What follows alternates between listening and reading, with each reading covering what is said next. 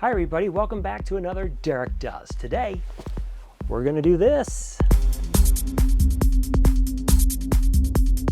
Hi everybody, welcome back to Derek Does. Thanks for joining us, and if you're new to the channel, please subscribe, and if you are a regular viewer, thanks for watching. Today, we're gonna do another World War II jacket. This one I pulled from the big collection of the 10th Division Mountain that I got. This was part of it, and I've never had one of these. I've seen them, but I never had one, and the jacket is called the Jeep Coat, or the Jeep jacket. I guess you could go either way. It's actually a Mackinaw Coat is the official name, and there were 4 versions of this during the war, I believe. There was this version, which is the 1938 version, which was the first version, and then just kind of like in sequential order as the other jackets, like the M41 and the M43. There was a 41 version of this, and there was a 43 version of this, and then there was a later 45 and on version of this. And what they did is they changed it a little bit. The big way to tell this version is because it has this wool on the outside. This was the only one that had this one. And I'll obviously go into detail, then you can kind of see if you happen to find one, or you're looking for one, or you're curious about it, what this jacket is. And I'll put it on and I'll show you how it fits and everything like that. But this is the Jeep jacket. This was worn by officers during the war, but it was also worn, it's called the Jeep jacket because a lot of the drivers of Jeeps would get this jacket because it was longer than the M41. Remember, the M41 came to basically the waist, and a tanker jacket would come to the waist. It wasn't until the M43 that you got a longer jacket that came down to the thigh. I guess they realized they needed something longer, especially in Europe where it gets pretty cold. But officers, they, it's kind of like a trench coat, only as like a short trench coat, but it's warm. And of course, everybody, if you get your hands on one, it was cold. So you throw that over top of everything else you have and you're pretty good. So I'm assuming, since this came with that same grouping of 10th Mountain Division, that he also had one in his repertoire of clothing to wear, particularly since they were in the mountains in Italy for at least a year or so. So I don't know if this was picked up. It does have markings on the back of either the serial or the laundry tag that I'll show you on the back, just probably so the guys know whose is whose. But I'm going to show you all the details of this jacket. This is probably well, I'm not sure exactly what year it is because the tag's a little hard to read. You can still see the size and other things, but maybe we can make it out when I put the camera up to it. Sometimes the camera can see things that the eye can't. So what I'll do is I will put this on and I'll show you what the jacket looks like worn, and then we'll take a look at it up on the hanger and I can show you all the features of it. All right, here is the jacket as we're talking about it. I'm wearing it. This is a size 40. And of course, remember, old military World War II jackets don't go by the size of what you wear currently today. So I'm a 42. This fits really great. It's almost like a 44 of today's jackets. But remember, this was going to be worn over top of your M41, over top of your uniform, over top of your undershirts or your sweaters or whatever. So it was made to be layered for warmth. As you can see, it comes down just, mid-thigh. And the reason they call it Jeep jacket is because a Jeep guy would like to sit on this, and that way his butt would be so cold while driving around in his open Jeep. So it adds a little bit of more warmth. You can see it's a little more dressy, and that's kind of why the officers liked it. It's like a trench coat. It's a double-breasted. It's like a pea coat in a way, but with a belt. It has these 2 big pockets, hand warmer pockets. Not really hand warmers, but they, for gear, but you could also put your hands in there easily. So it's just like a combination. And then just a flap top. It doesn't button or anything because it wasn't really made for combat, running around and everything where you would want everything to be snug into place. It was made for an officer, really. It has 2 buttons here for adjusting the cuff. So you could pull it in a little tighter if you needed to. It's pretty good. I mean, it's got wear. It's worn. It's a real World War II jacket. coat that was used. So it has, you know, has some dirt on it, has some grease stains, it was in combat, or at least in that area. So what I'll do is I'll show you this. It's a smart looking jacket. It's very, you know, it's almost dressy in a way, even though it's a World War II jacket. It's kind of dressy, and it's very warm too. It's because it's wool lined, which is the Mackinaw, where basically the style came from. But here you can see this is the front and the back. So if you wanted something a little bit bigger, kind of keep you warmer, this could be a great option. Plus, you know, if it gets really cold, you have this great, my microphone might get a little muffled, but it comes up and it has a strap here that you can pull it together. So it definitely helps with the wind, but then it also is kind of attractive, or if I can get it down, it's attractive to keep down, because again, World War II jackets and clothing and all the uniforms, there was style involved. I mean, there was actual people designing this stuff so that the soldiers looked good. It wasn't just functional. Today's stuff is kind of functional. It doesn't look sharp. You don't feel, you know, stylish in it. But the old World War II stuff, you did. This is, you know, this is a real jacket. It's a real coat, not just a coat just to keep you warm, but also, as I was saying, to have a bit of style. So it definitely has a bit of style. This is why these jackets were so popular after the war. Any of the jackets, really, because guys could pick them up for really cheap from all the surplus, and you have either a jacket to work in, like a work jacket, like an M41 or something, but then you can also have something like this, which is a little more dressy. You wouldn't really want to work in this jacket. This is more of a going out to town jacket, but still keeping warm. So again, this is a size 40, and it fits me fantastic, really.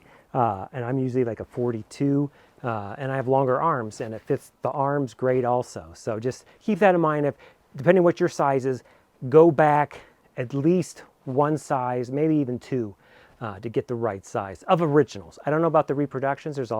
I've seen a few companies starting to make reproductions of this.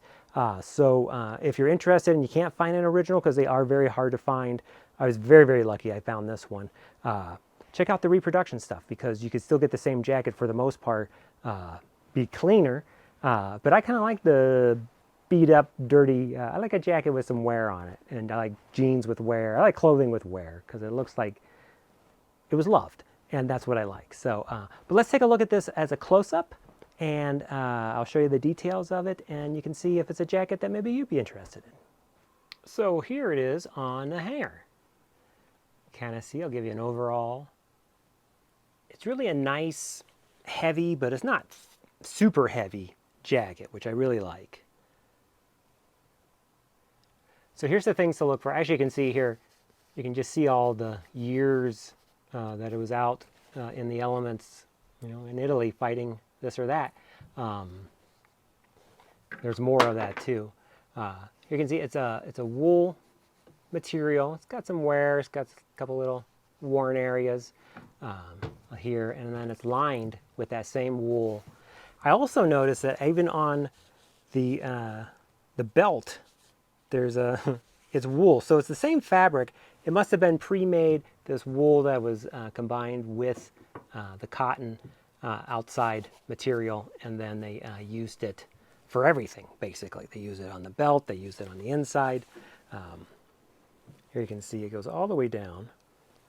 So it's just a nice warm blanket, basically. And then the sleeves, as you can see, has a slightly different wool there. Here that is just different colored on a different warp or whatever. But it has a different wool, but the sleeves also have a wool all the way down to there. And as you can see, it's got, you know, genuine wear around the sleeves, the cuffs. Both of them are like that, but they're not terrible. That's just how it is, and I'm fine with that. You have 3 buttons, because it is a double-breasted jacket. It can go this way, and I guess you can also go that way if you wanted to be a lefty or a righty. Kind of gives you that option. The buttonholes, it's got a burn mark there, obviously from a cigarette or something like that. You can see here, it's marked with the laundry markings. Those are stamped on it from a military place that does laundry. You have the belt that goes around it. These were the cuffs I was talking about that were adjustable. And here's the pockets. Has a nice big flappy pocket. And it's nice and deep. It's a big deep pocket. We'll look at the tag in a minute. And it's not lined with wool, it's lined with cotton. So it's not originally made as a hand warmer, because I think if it was originally a hand warmer, they would have put wool on the inside. And then up here, this is your strap for keep you warm at the top. And then you also have a button up there. So really, I guess you have 4 buttons. I'm sorry. I think I said originally 3, but you have a 4th up here so you can button it all the way. And then you can also do that chin strap all the way up to there. Here's the back. I'll back up, give you an idea of it. You can see it's the real deal. It's got even a little paint or something here, a bit of oils, and just overall, to me this is like great. But some guys, they don't like dirt as much as I do. So there's your belt. The belt looks like it's a different color. It could just be a different material from a different bolt when they put this jacket together. There's the collar. And then up here you can see more of those laundry tags. There's M223. And I believe the belt also, just like maybe if it came off, oh no, the belt's different. 506. So maybe that's why, or H506. I wonder, this belt's a little different color. I wonder if he lost the belt and then they just got a belt from another jacket and put it on there, because it doesn't match the same laundry tag numbers as the jacket.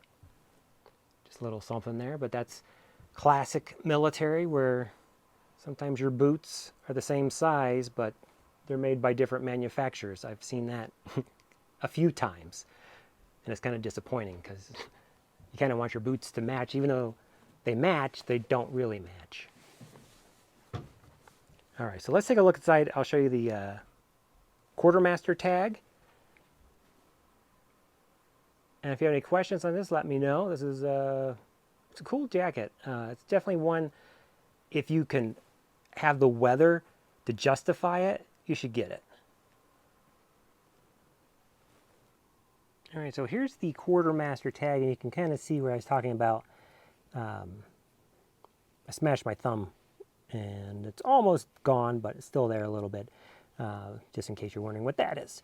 So it's a size 40. I know this is a, can you make that out? Is the stock number, looks like Perfection, maybe? I'm not sure. I'm trying to see an actual date. Looks like 40, probably 41 or 40 is the actual date this jacket was made. It looks like right there. Looks like that's a 40. And again, because you can tell from the pattern of the jacket that this isn't a 41 model. It's a 38 model, but it looks like it's 1940. At least that's what that kind of looks like. Anyway, there's the quartermaster tag.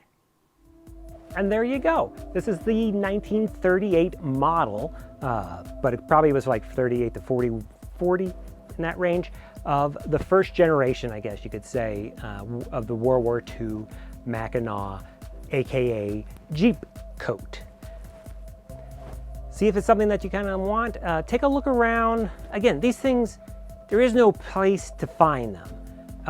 You just find them, if that makes sense. It's like, you can't go out looking for them. You just have to hope that maybe one will pop up. You'll be in an estate sale, you'll be at a thrift store, you'll be at a used clothing store, or there's an auction where one pops up. And now that you know what it looks like, particularly like if you're on the internet auction and you see one, you can go, oh, I know what that is. That's an M41, that's an M43, that's an M65, that's a That's a Mackinaw. You know that because you'll get to know what they look like and you can spot them from a distance. Or you can at least spot a copy. I'm sure this jacket was copied after the war just because it's so sharp and styling. At least I think so. It's kind of my going out jacket, I guess. It's very, very comfortable, again, because it was oversized and made that way to put other clothes on it. For like really cold weather, I would probably go with this, or I go with my N1 deck jacket, or I go with the Irving, obviously. But again, that takes it to another level of not really blending in quite as much because you're wearing fur shearling, and it shows a little more. This is a little more subdued, I guess you might say like that. But again, that's what it is. Okay, I'm going to see you on the next one. Again, if you like the stuff, please subscribe, comment, let me know. Again, I'm not an expert at this stuff. I just happen to know a little bit, and I have some cool stuff I thought you guys might like to watch. I'll see you on the next one.